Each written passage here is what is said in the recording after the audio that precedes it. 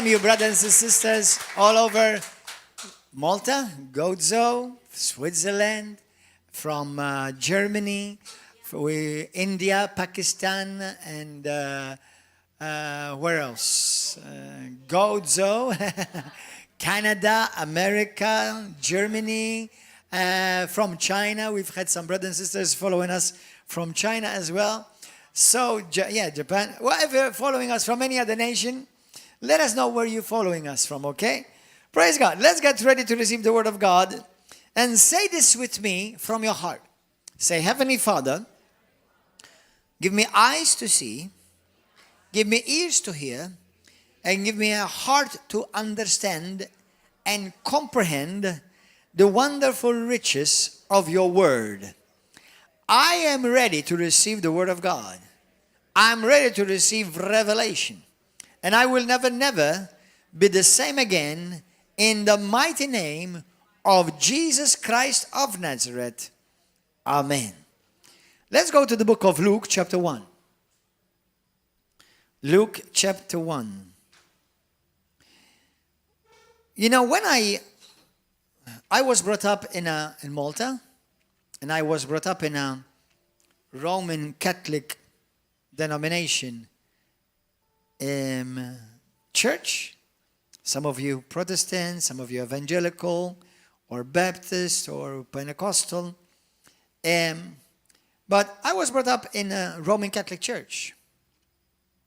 Now, I know that Christianity, for many people, is just another religion.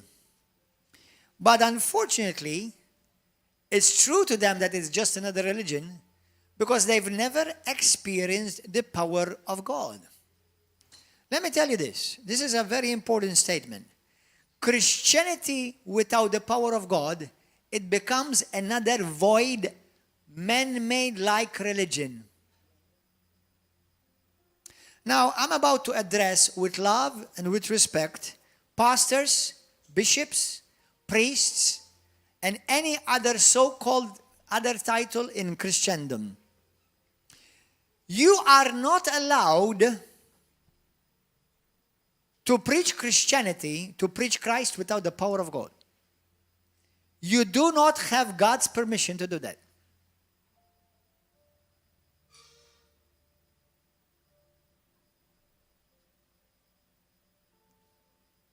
Oh, it's silent. Let me say it again. Pastors, elders, deacons, evangelists, teachers, prophets, apostles, bishops, priests, whatever. You are not allowed to preach Christ, to preach the gospel of Jesus Christ, to preach the gospel of the kingdom without the power of God. If you do, God did not send you. Your church denomination may have sent you. Yourself may have sent you. Because I know a lot of self-appointed so-called pastors or leaders or whatever. There is a divine order in the church and in the kingdom. And I love divine order. For those of you who know the Bible, we serve the God of order. Anyway, so unfortunately, the world,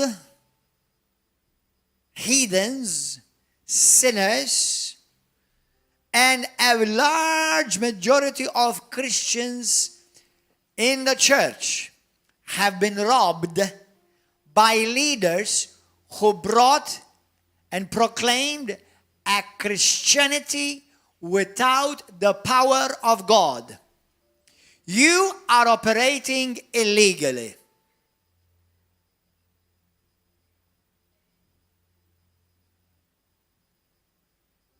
Don't change your dial, keep watching. You are operating illegally. It is unjust that we have many preachers all over the world, including in this one, this nation, Malta, that preach Jesus, that they boast that they have sound theology, but what they really are is sound asleep. And I'm not against sound theology. The problem is many have exchanged knowledge of God with the power of God. And nowhere in the Bible does it indicate that God has all told you or has given anyone the option to choose. We preach doctrine with power. We preach Jesus with power. Jesus, void of power, is another dead religious figure.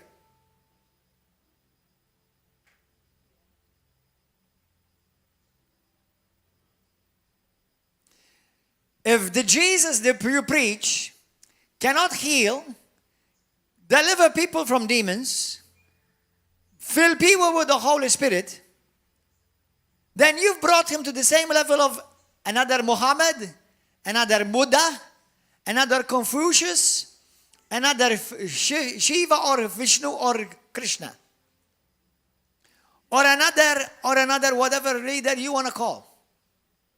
Because all religious leaders were, that's it, religious leaders. But Jesus is not just a religious leader. Jesus is the Son of Almighty God, and proven his existence not with trying to convince the mind, the carnal mind, but proven to exist with the power, convincing power of God. Hallelujah. If I were the Bishop of Malta, of the Roman Catholic Church, I will disqualify many Roman Catholic priests and tell them to go to River of Love and learn how to preach Jesus Christ with power. If I was the bishop of the Protestant church, I would tell my priests to go to churches like River of Love so that they will experience what it is like to preach the Jesus Christ with power. And I can go on down the denominations, okay? The God that we serve is the God of power. In the Greek, there are two words for power. One is called exousia, which means, let me read it to you. Let me read it to you from the Bible. Go to the book of Matthew,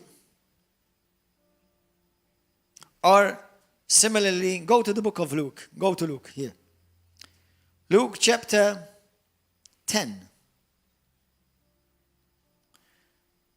which is in verse 17. But I want you to go to Luke chapter 9 first. Luke 9 verse 1. Similarly, it's written in the book of Matthew chapter 10 as well. It says this. Then Jesus called his 12 disciples together and gave them power and authority.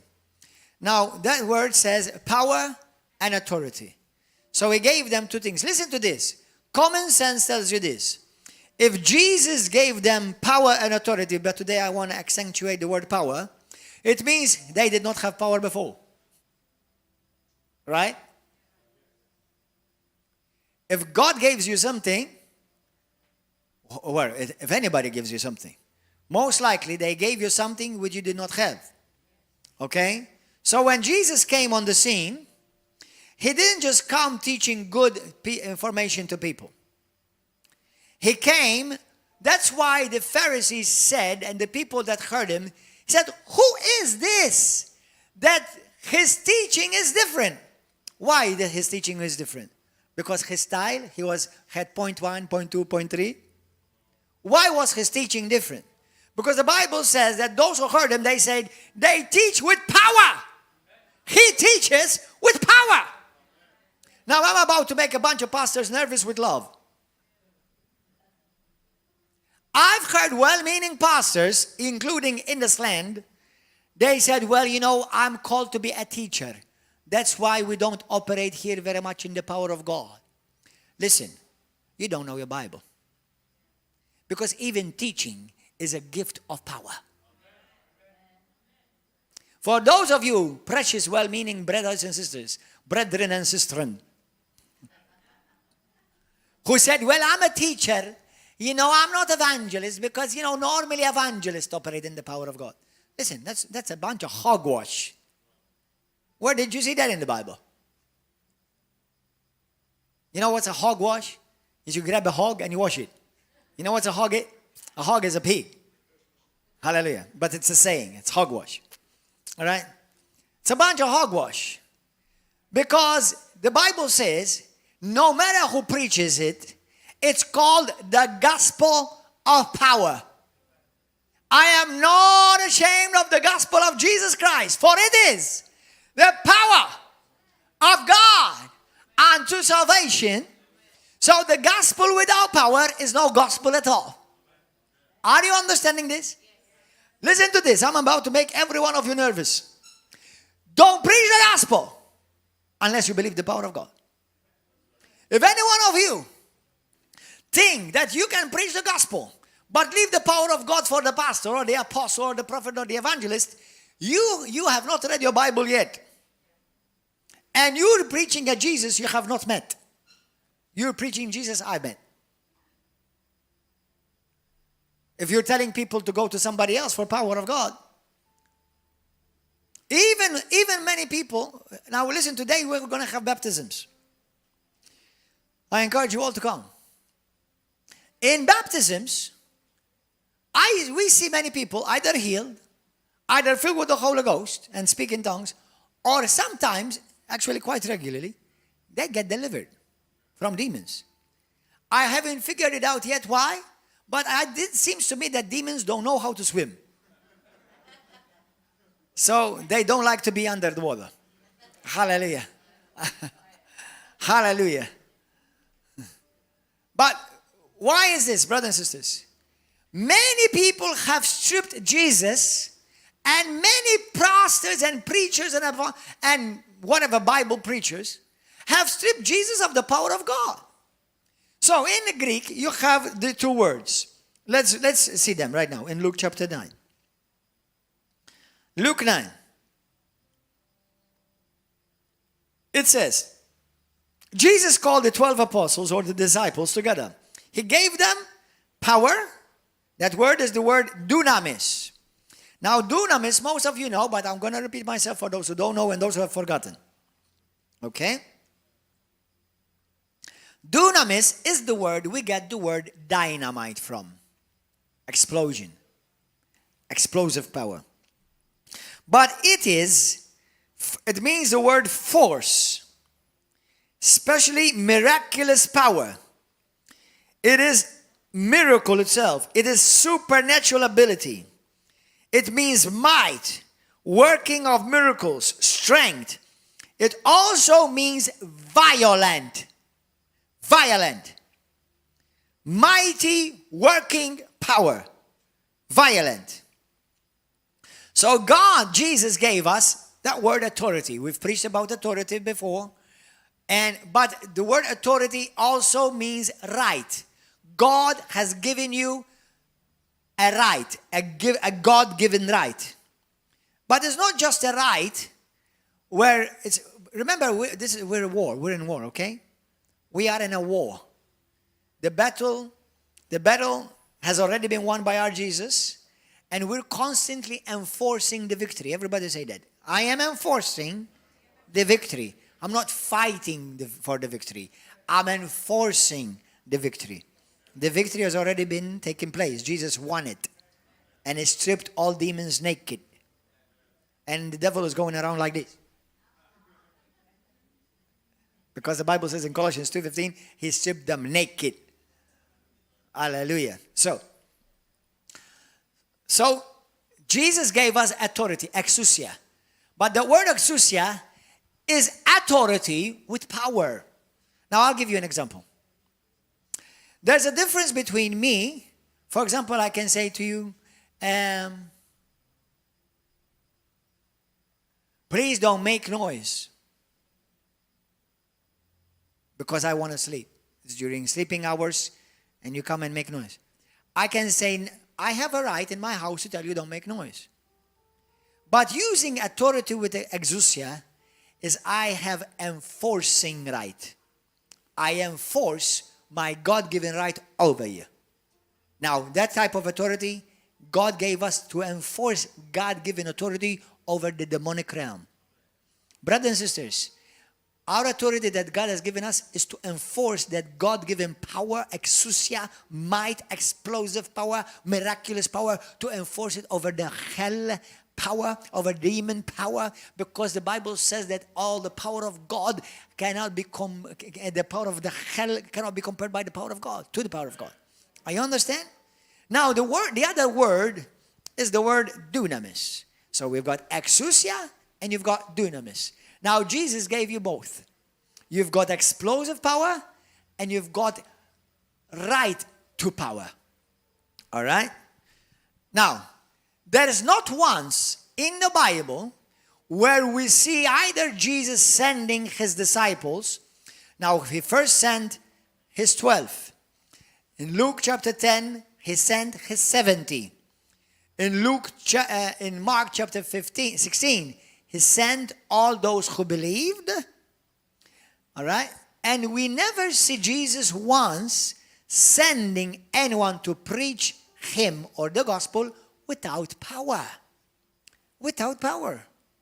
Brothers and sisters, today I'm a firm believer that either directly or indirectly, anything bad happens by the devil.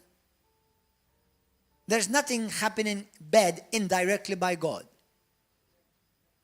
That is, when you are under attack of a sickness or a disease in your body, it's either a direct hit or an indirect attack. Because we know sickness and disease, curses, demons, witchcraft, it doesn't come by God. Neither directly nor indirectly. Amen? And that's why Jesus has given us that power, that exousia, and that dunamis, to exercise this type of power.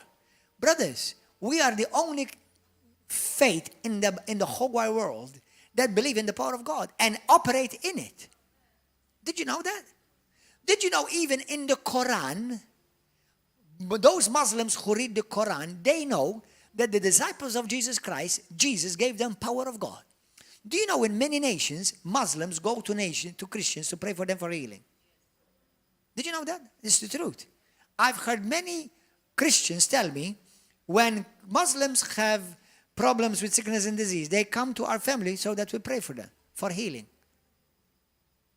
They cannot figure it out. They can't figure this teaching about Jesus being the Son of God and Jesus being God himself. And they cannot figure that out. But they know that Christians carry something that they don't carry. It's called the power of God. Did you know that?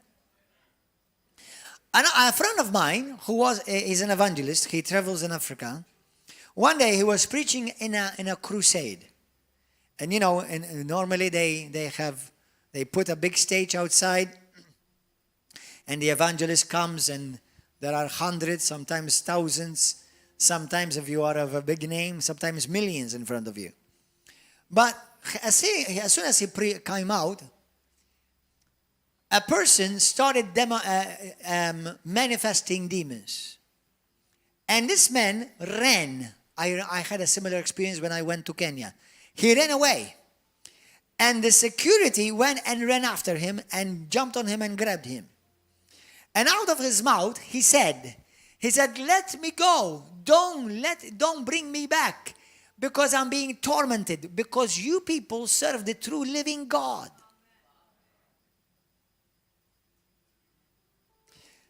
Brothers and sisters, there is power in the name of Jesus.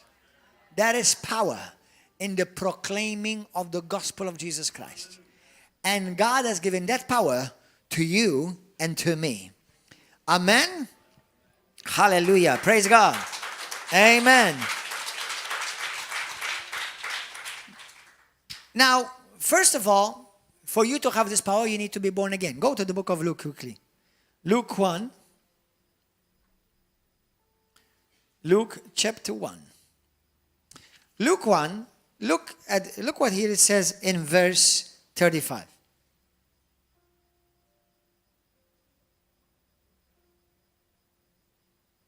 35. You know that Jesus Christ was born of God, right? Did he always operate in power? No, not always. In verse 35, the Bible says, the angel of the Lord answered and said unto her, Mary, the Holy Ghost shall come upon thee, upon you, and the power of the Most High, the highest, shall overshadow thee. Therefore also that holy thing which shall be born of thee shall be called Son of God. Jesus was born by the Holy Spirit. Now, why is it that he was born by the Holy Spirit and for 30 years we don't see any miracles?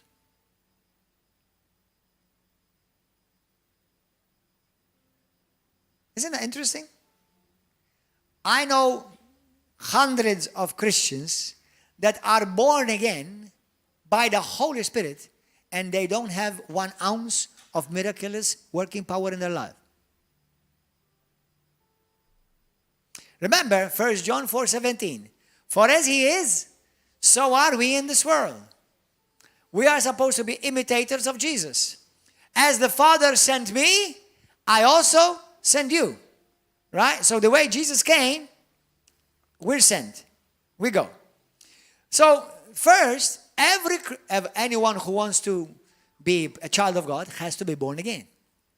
When somebody turns to Jesus and recognizes that Jesus Christ is the Son of God, you have to recognize him as the Son of God.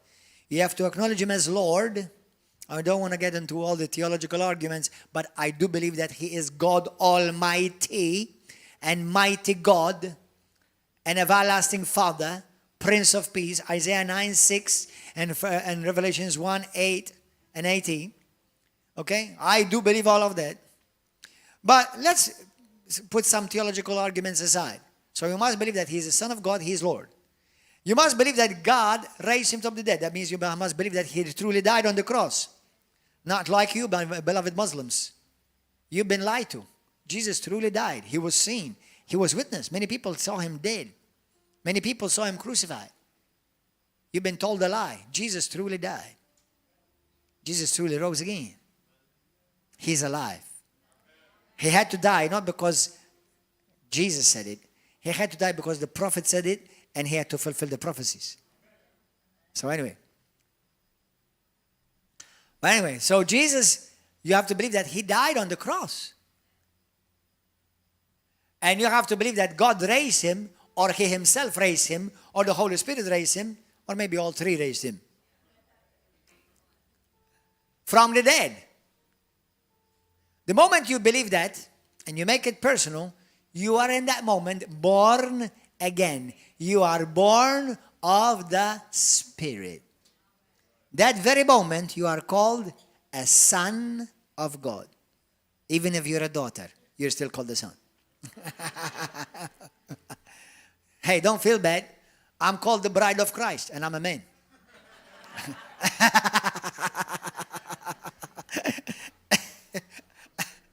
Hallelujah. Thank you, Jesus. Thank you, Jesus. How many of you can look at me and imagine me in some nice, long, white dress? Hallelujah. Stop imagining.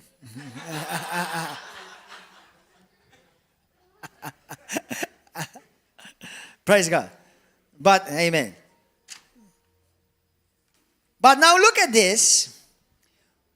You see, when you're born again, now I want to say this lovingly, okay? I do believe there are many denominations that they have good things and they teach certain truths enough to get you saved.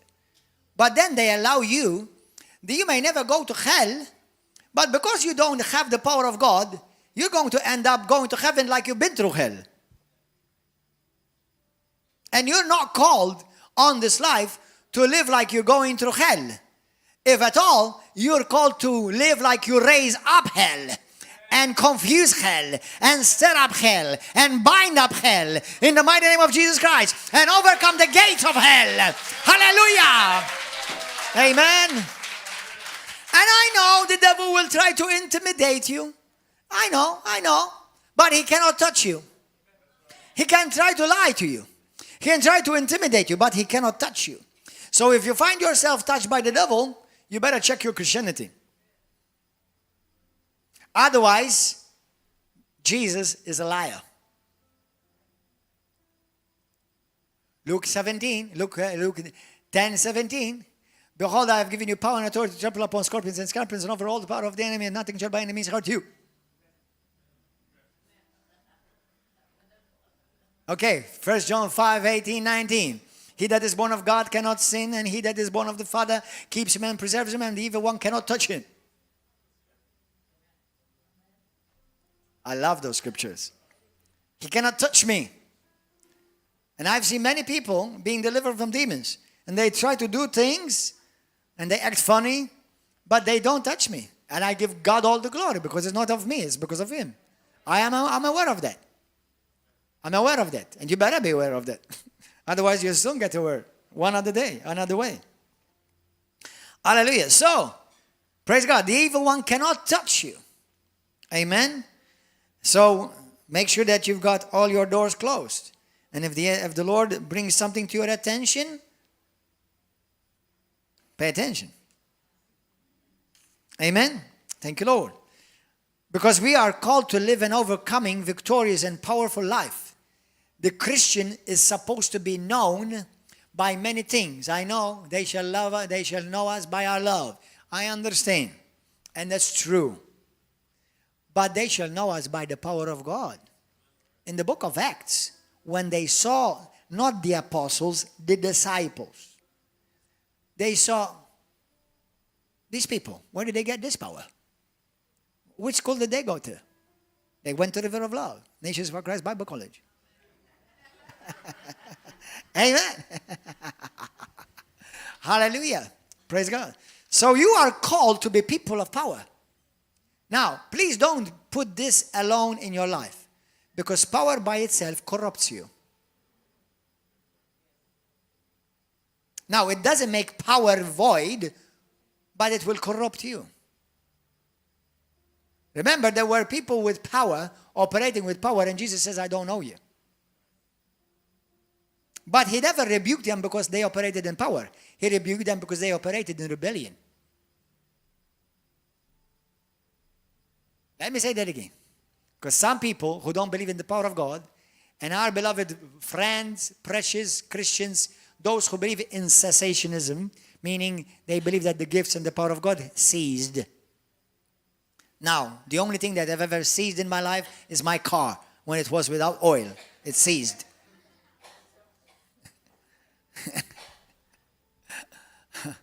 But, so, there is nothing, not even one clue or indication that anywhere in the Bible that the Bible says that power of God ever stopped, ceased, or gotten less. Now, we ceased, we have gotten powerless, we have become more worldly instead of Christ-like. So obviously, if there's more of the world in you than there is of Christ, the power is going to be lowered. But that's not from God's side, that's from your side. Amen? Hallelujah. So listen. So I want to say to all those who believe that the miracles and healings passed away, you're preaching a different Jesus. And you know what the Bible says, right? When you preach a different Jesus. Come on.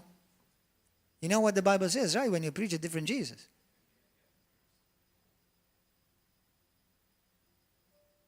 Listen, for Christians to live cursed, it's not God's idea of Christianity. For Christians to constantly live under the oppression of Satan, it's not God's idea of Christianity. For Christians to live from one sickness to another sickness to another sickness, it's not God's idea of Christianity.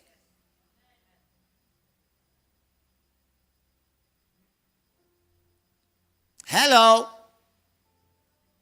I know those of you, some of you say, but we're still in this world and we're still in this body. I understand. And that's why God says, I'm going to fill your body. I'll take care of that too. And that's why the Bible says the same Spirit of God which raised Jesus Christ from the dead dwells within your body, and it quickens and it rejuvenates and it your body. Now, well, Pastor, don't you ever get attacked? Yes, but I rise up against it and take care of it. I don't say, well, God must be teaching me something.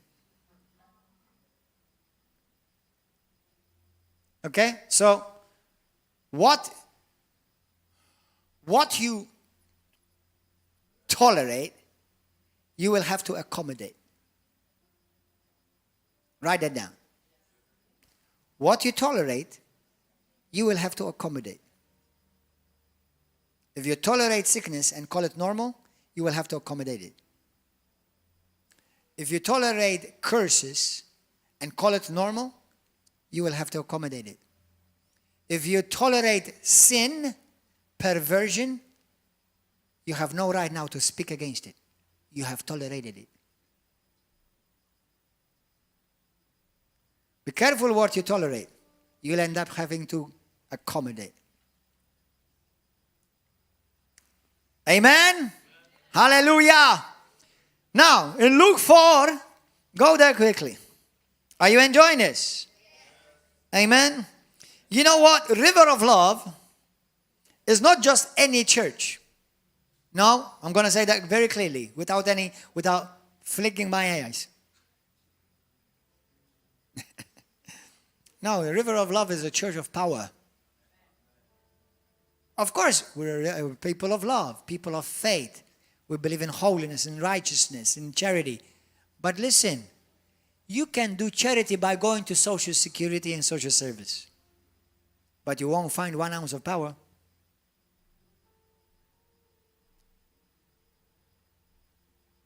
How many Christians go to church one Sunday after Sunday or Saturday or Wednesday, whatever, and they never experience the power of God? They never see people healed. They never see people delivered. And I'm not telling you that you should leave these things just for the church assembly. This is something that you should be experiencing on your daily life. Power. God didn't say, I'm going to put my power in the church building. He said, I'm going to put it in the church people. Yes, indeed. Obviously, of all places, I'm expecting to see the power of God in the church of God. Amen? Hallelujah. Now, Luke chapter 4. Hallelujah. Jesus was born of the Spirit, and that alone was enough. That alone was enough. He was already Son of God, right? With no power. Wow. How many sons of God I know with no power? Luke chapter 4 now. It says in verse 14. Remember, we all know the story where Jesus was tempted in the wilderness by the devil, right? Let me tell you this. Jesus' temptation is your temptation. What's the temptation of the devil to Jesus? What was it? If you are truly the Son of God, what was? So 1, the devil will constantly attack you about who you really are, your identity. 2,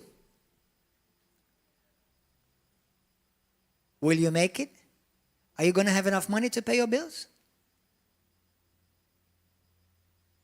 Are you going to have money to eat? Provision. 3, if you truly are the Son of God, why don't you throw yourself from here? Didn't God say that He will command His angels to take charge of you? 3, Satan will make you doubt that the hour of testing will God protect you.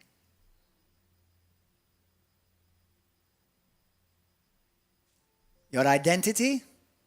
Now, if He's messed up your identity, He's going to mess up everything else. Your provision and your protection. But then, listen. The Bible says that Jesus was baptized before He was tempted. And what happened at baptism?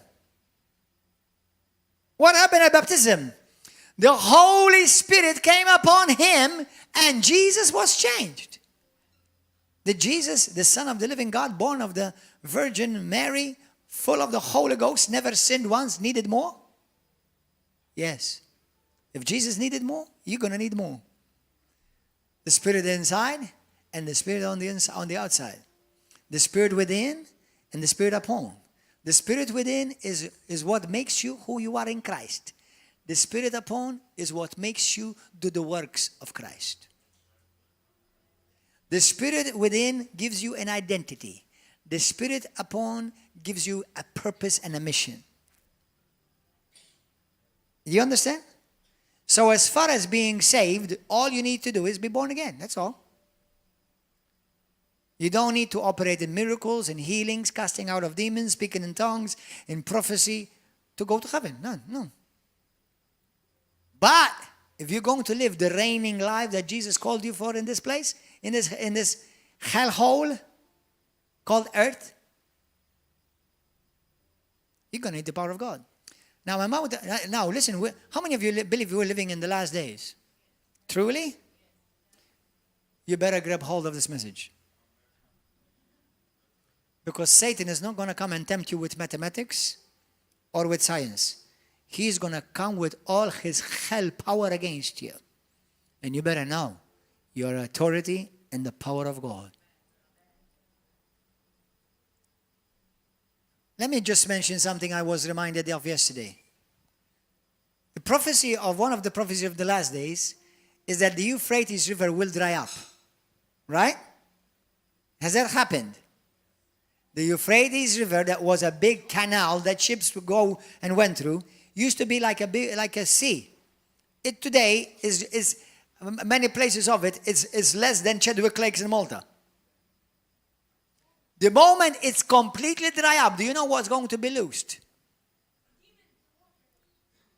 Mighty, diabolical, fallen angels. And they're going to come to be loosed to destroy. Christians, I'm about to say something that's going to make you think.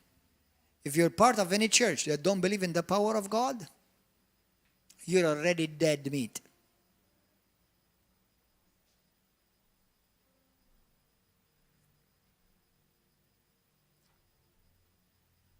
Where sin abounds, we know that the Bible says greater grace abounds. But sin abounds where lawlessness abounds. Is lawlessness abounding? Is lawlessness abounding? Is corruption, perversion, injustice abounding? Demons will continue to increase because sin is demons' food and they're coming to the table to feed. And God helps us all that we are daily reminded by the Holy Spirit to walk in the power of God, because the moment I give them a little bit of flesh, I become their lunch and their breakfast. Now I remind you, man was made of dust, and God cursed the devil, and he told them, dust you shall eat all the days of your life. Every morning you wake up, the devil thinks you are his breakfast. Unless you wake up and start praising God and magnifying the name of Jesus and speaking in tongues and singing songs of praises and thanksgiving. Hallelujah. You better start becoming very conscious and purposeful when you wake up in the morning. Hello? Anybody home? Are you receiving anything this morning? Amen? Hallelujah. Praise God. Thank you, Jesus. Now, look, Luke 14. Luke 4:14. After Jesus was baptized, God empowered him, and then he went and faced the devil. And hallelujah, after beating him, the Bible says, and Jesus returned in the power of the Holy Ghost to Galilee. And because of the power that was within him and upon him, the news of him went throughout all the surrounding region. Hallelujah. Go to the book of Acts. Say this: God has given me power, supernatural, miraculous, explosive power of God. I have not been sent without power. I've been sent, equipped with the power of the Holy Spirit to do the works and to multiply the works of Christ upon this earth. I operate as another Christ-like man, woman in this earth with the power of the Holy Spirit. In Jesus' name, hallelujah. Amen. Amen. Acts 1, look. Jesus speaking to his disciples. But you shall receive power when the Holy Spirit has come upon you. Those of you who have never received the power of God, those of you who have never received the baptism of the Holy Spirit, those of you who have never been spoken tongues, today is your day. Praise God. But you shall receive power when the Holy Spirit has come upon you, and you shall be my witnesses to me in Jerusalem and in all Judea and Samaria and all the ends of the earth. Go to the book of Acts 4:33. Look, similar. Acts 4:33.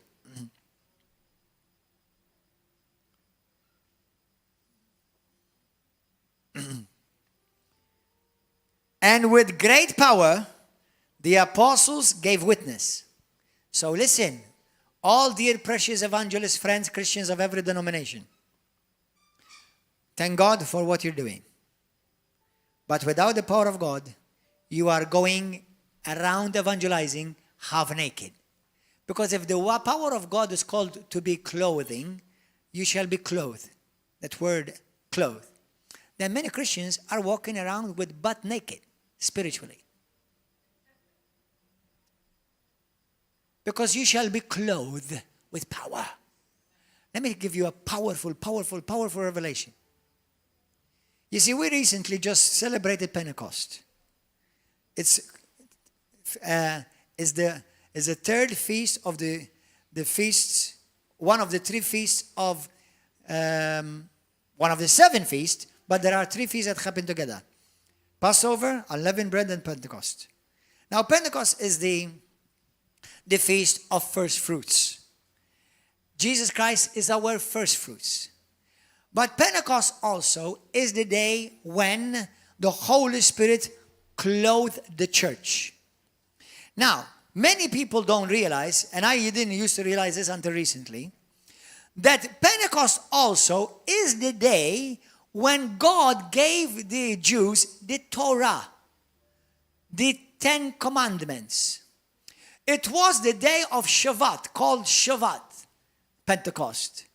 They call it Shabbat in Hebrews, the Hebrews. And on that day, listen to this, what happened. Remember, God came down on the mountain, and the mountain was smoking. I guess God smokes. For all of you who want to smoke, you can smoke. God smokes. Joking. You can't smoke because your body is not yours. But anyway, God came down on the mountain, and the mountain was on fire. And God spoke out of the mountain, and the people of Israel were afraid. Everybody say afraid. That was the first Shabbat. Now listen. On that day, God wrote the 10 Commandments on a tablet. But this is what happened. This is powerful.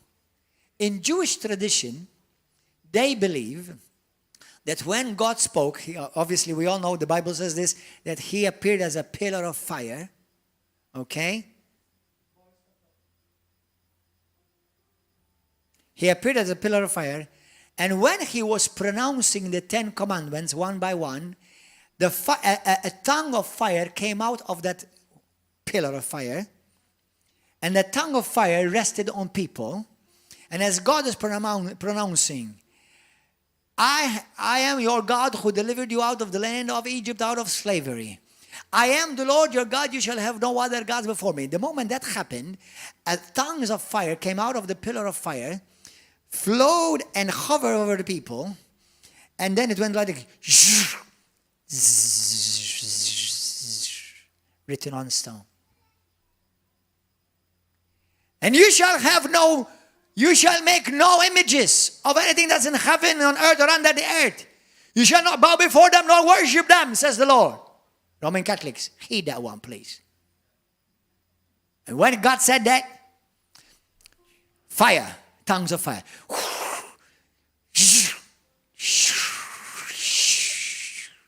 Written on stone. But in that moment, all Israel were terrified.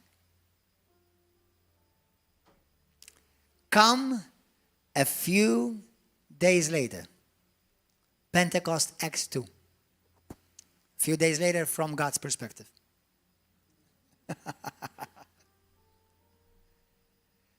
And in the book of Acts, the Bible says, when they heard a mighty rushing wind, if you go and study it in the original language, what came in the room was a pillar of fire. And it split, the Bible says, and a tongue of fire came upon each one. And then God's language.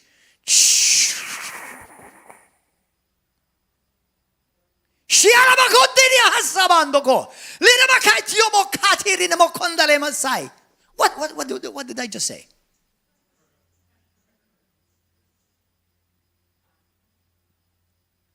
The first Shavuot, Pentecost, people were afraid. The second Pentecost, people were drunk with joy. Hallelujah! Glory! Some of you are going to get drunk today. Don't drive. You can't drink and drive. Amen? Hallelujah! This is powerful. Brothers, we don't have a man-made religion. We have a faith of power. Amen. Operate in that power. In Jesus' name, I forbid you to operate not in the power of God. Amen. Hallelujah.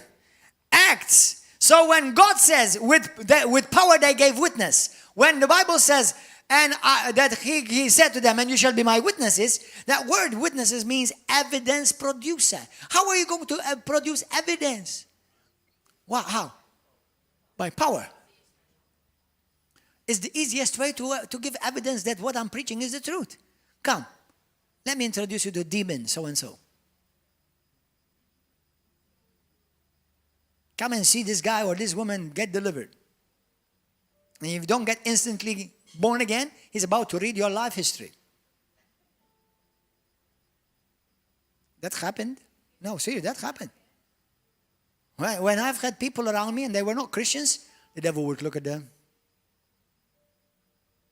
You forgot what you did with me last night.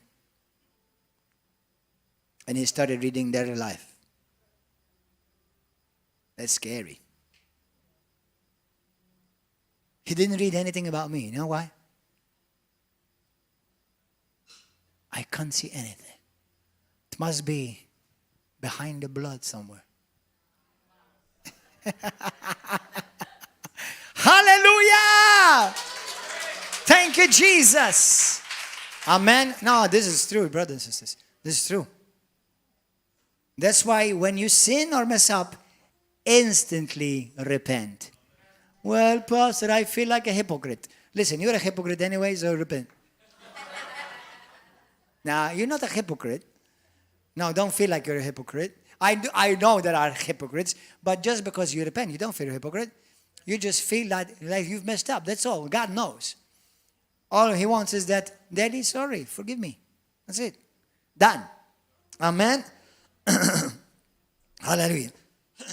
So, in the book of Acts chapter 6, verse 8, Stephen, full of faith and power. This guy definitely was part of our class. Faith and power. And some precious, beloved, dummy Christians, they criticize faith and they criticize power. Very nice Christianity. Don't call us, we'll call you. Hallelujah. Stephen was full of faith and power, with great wonders and signs among the people. Hallelujah. Now, Stephen was not one of the 12. You know, some people have debated that the book of Acts should not have never been called the Acts of the Apostles. Because the apostles are only mentioned in the first 4 or 5 chapters, that's all. What about the rest of the chapters? Disciples, normal people like you and me, although I'm not normal. I don't know about you, but I'm not normal. And I don't want to be normal.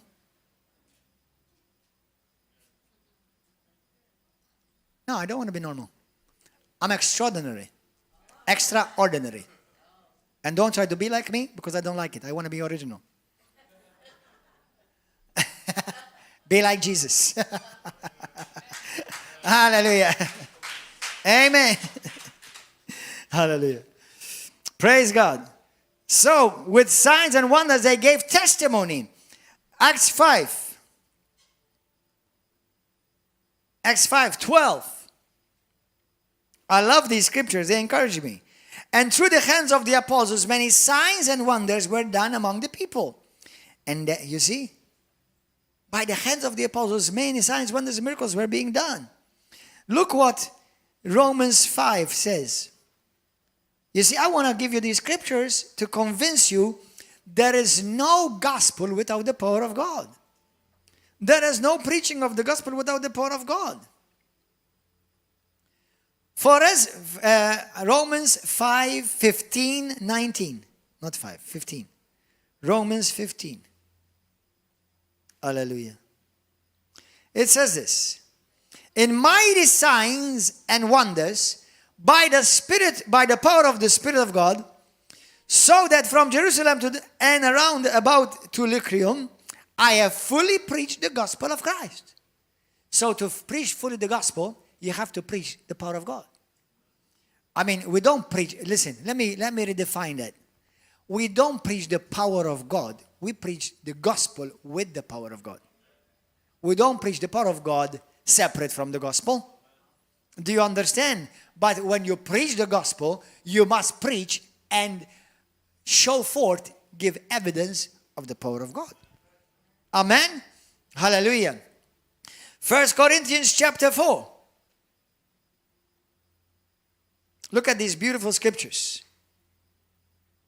1 Corinthians chapter 4, verse 20. You should memorize some of these scriptures. 1 Corinthians 4. For the kingdom of God is not in word, but in power. And then I love this one. I think one of the most scriptures that I love in this 2 Corinthians 2, 4 and 5. Look at this. Let me read 5. 2 Corinthians chapter 2. 1 Corinthians chapter 2, 4 and 5. And my speech and my preaching were not with persuasive words of human wisdom. Listen, brothers and sisters, do you know what bothers me when people say, you know, I'm preparing my homily? You know, that actually it bothers me that. It sounds so religious. Homily. For some reason, I don't know why I associate it with homily.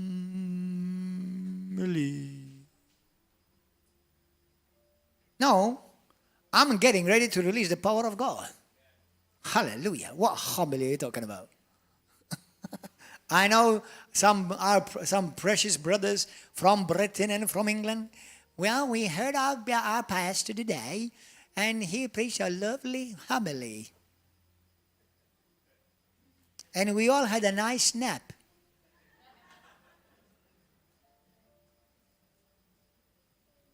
Come on. Hallelujah. So, and my speech, my preaching, were not with persuasive words of human wisdom, but with demonstration of the Spirit and of power.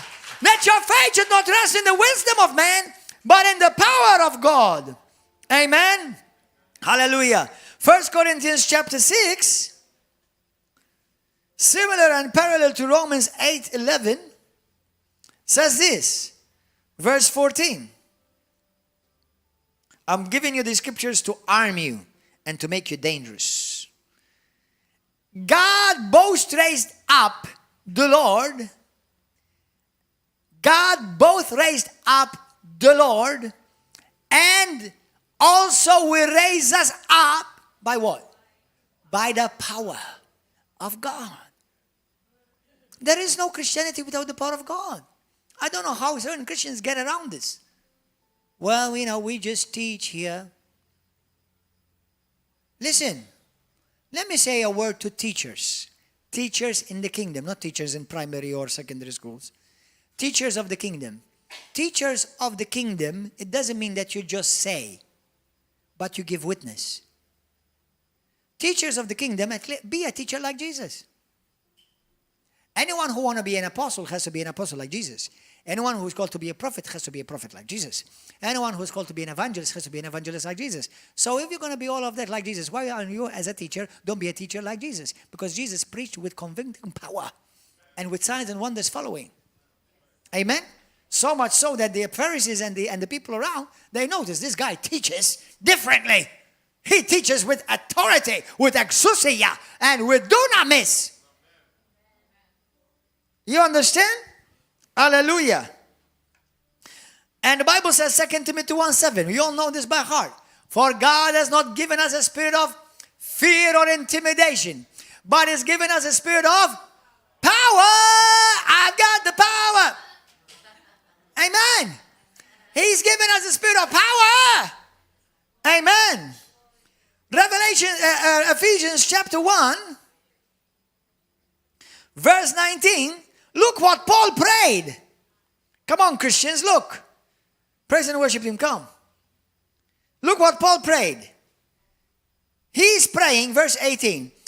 I'm praying, good to God the Father, that he may give you revelation and wisdom and knowledge, revelation knowledge of him, that the eyes of your understanding may be enlightened, that you may know what is the hope of his calling, what are the riches of his glory, of his inheritance in the saints, and that you may know. Everybody say no. Experience. What is the exceeding greatness of his power? Of his power. Everybody say power. Power. Now say it with power. Say it with more power. Amen. Hallelujah. So Paul prayed that Christians will discover and come to know with experiential knowledge the power of God.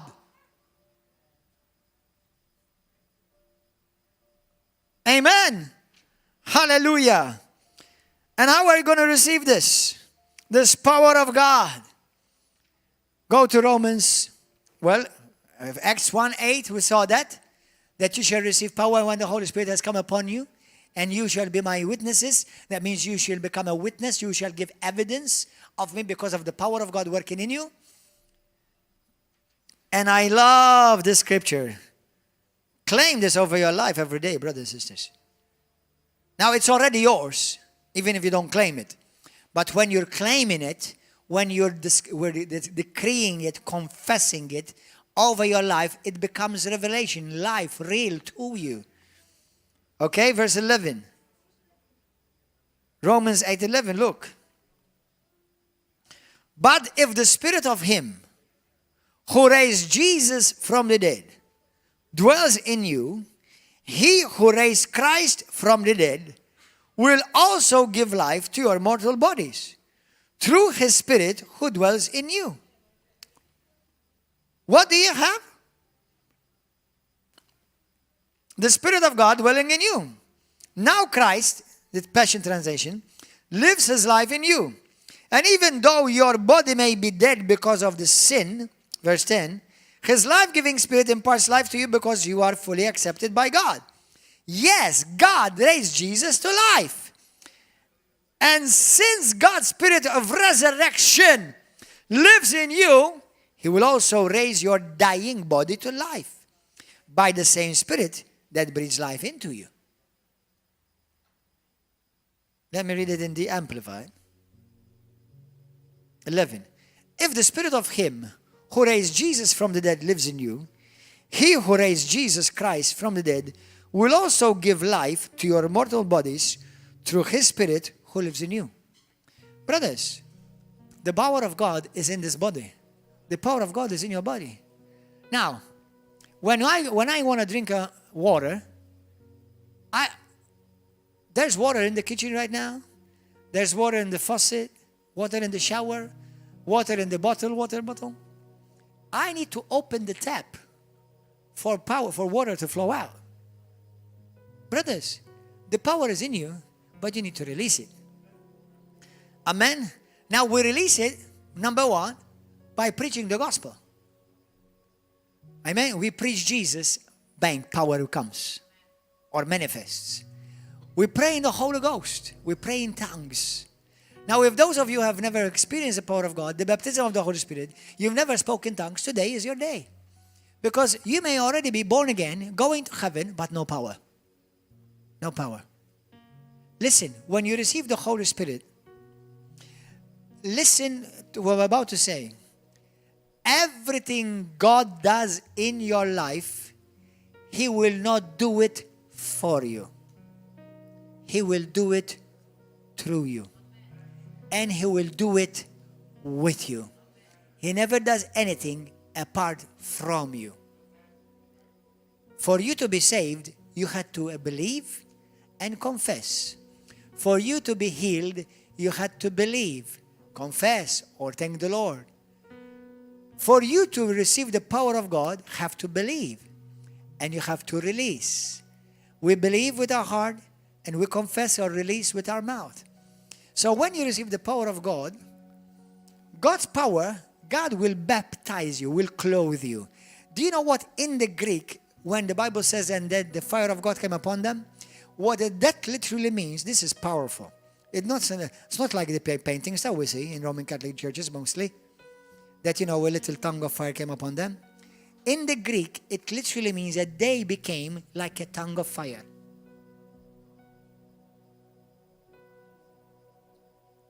They became like a tongue of fire. No wonder the Bible says in Hebrews chapter 1, for He makes His ministers a flame of fire. Let's all stand. Hallelujah. Did you enjoy this? I want to remind you, you have no right to preach the gospel without the power of God. And the power of God is manifested in many ways. You have the 9 gifts of the Holy Spirit. You have what the Bible talks about in 16 of Mark. Go and preach the gospel. And those who believe, these signs will follow them. They will speak in tongues, they will lay hands on the sick and they will recover. If they drink any deadly poison, it shall not hurt them or injure them. They will cast out demons. These are part of the packet of the gospel of Jesus Christ. Amen? In this place today, is there anyone that wants to give your life to Jesus for the first time? Anyone for the first time you want to give your life to Christ? Lift up your hand. Anyone here for the first time you want to give your life to Jesus? Be born again. Anyone here? Lift up your hand. How many of you are saved? Lift up your hand. How many of you are saved? How many of you, if you die today, you're going to go to heaven? Lift up your hand. How many of you are not sure you're going to go to heaven? Then you're going to hell. How many of you would like to go to hell? How many of you like to hell? Because some of you did not lift up your hand for anything. So, if you know you are saved and born again, lift up your hand. Saved, you're born again. If you know that, or you're not sure you're saved or you're born again, you're not sure, but you wish to be sure, lift up your hand. You wish to be sure, lift up your hand. We have 1, 2, anybody? How many of you did not want to lift up your hand for anything? I'm telling you, I'm warning you, you're on your way to hell. Is that where you're going to go? Enjoy it. If you're that stubborn, then go to hell. I'm not sending you. You're wanting to go there. I don't know why. How much easier it has to be than that. Without Jesus Christ, you're on your way to hell. And if you die today, you will be in hell right now. God forbid. and you will hear me preach to you for the rest of eternity. And you will never be able to pray a prayer of salvation. Say a prayer of salvation. Because you can't be saved. Now, those of you on the internet, if you are not born again, if you're not sure you're born again, if you're not sure you're saved, if you're not sure that your sins are forgiven, you can be sure. You must be born of the Spirit. You must be born again. So, if that is you, and you want to be born again, be saved, have your sins forgiven, say this prayer with me. Every one of you who lift up your hand, or you should have lifted up your hand, say this prayer with me right now. Say this. Say, Father God, I thank you for your Son, Jesus. I believe in you, Lord. I believe that Jesus is the Son of God. I believe that He died for me on the cross. I believe that Jesus bore all my sin, paid for all my sin, and bore upon Himself all my sickness and all my disease. Today I believe that Jesus also rose again from the dead, that He's alive. And Lord, I ask you, forgive me. Wash me clean by your precious blood and come into my life. Live and reign supremely in my life from now on. In Jesus' name. I repent from my sin. I repent from unbelief. And I turn with all of my life to you, Lord. Amen. If you said that prayer from your heart, you're no longer lost. You're born again. You're saved, washed by the blood of Jesus, sins forgiven. Now, make sure you start reading the Bible. Read the Bible. Make sure that you go to a good Bible teaching, Spirit-filled church. And if you don't know where, let us help you find a good church near you. Okay? If you're in Malta, come and join us here every Wednesday and Saturday at 7 p.m., Sunday morning at 10 a.m. Continue to follow this channel. Subscribe to this channel. Like, share this message with everyone that you know. The rest, God richly bless.